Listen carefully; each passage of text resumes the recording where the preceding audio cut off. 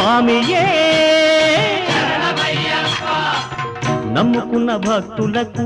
తోడు నీడ అవుతాడు నాస్తికులైన ఇలా ఆస్తికుల చేస్తాడు శ్రీధర్మ శాస్త్రాను పూజించు వారలకు కలనైన ఇలనైనా కష్టాలు రావంట తల్లి వలె లాలించి తండ్రి వలె పాలించి రక్షించు దేవుడట